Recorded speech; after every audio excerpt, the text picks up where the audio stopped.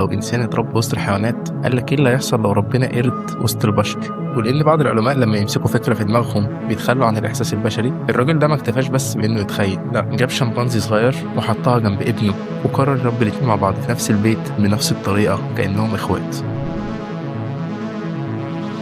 العالم ده كان اسمه وينثروب كيلوج. كان هو ومراته مهتمين بسؤال شاغل الدنيا كلها: هل الجينات هي اللي بتحدد الانسان ولا البيئه اللي هو اتربى فيها هي اللي بتحدده؟ الزوجين دول كان عندهم طفل اسمه دونالد. راحوا جابوا شمبانزي اسمه جوا، والاثنين كانوا عمرهم قريب من بعض. عمر القرد كان 7 شهور وعمر الطفل كان 10 شهور. ومن هنا بدات واحده من اغرب القصص والتجارب في تاريخ علم النفس. جوا القرده دي ما كانتش بتتعامل كانها في تجربه، ما كانتش بقى في قفص وبتعمل عليها تجارب بتاع، لا، ده خلوها تعيش معاهم في البيت ومع ابنهم كانها اخت. كانت بتاكل زيه، تلبس زيه، تشرب زيه، حتى الدلع اللي كان دونالد بياخده كانت هي بتاخد زيه. ولو انت حاسس ان دي قصه فيلم رعب فانت مش بعيد قوي، يعني احنا هنتكلم عن القصه دي كانها فيلم رعب. في بدايه التجربه كان كل حاجه ماشيه زي الفل، بل على العكس، القرد كان بيتفوق على الانسان. جوه دي كانت ذكيه جدا، وكانت ممكن في بعض الاحيان تتفوق على دونالد نفسه، تكون اسرع واكتر استجابه، لدرجه انهم حسوا انها اذكى من ابنه. وهنا بدات التجربه تلمع، لان انت لو مكان كيلوج وقتها هتقول بس خلاص كده انا هغير البشريه. واحده في واحده ابتدت جوه تتفوق اكتر واكتر عن الطفل. ابتدى بيبقى بينهم تقاربات، بقت تتعلم العادات، تستجيب للاشارات، تفهم الروتين، وتشاركهم في بيتهم واليوم والحياه العاديه. بس برضه مهما جوه اتطورت كان في حاجز واحد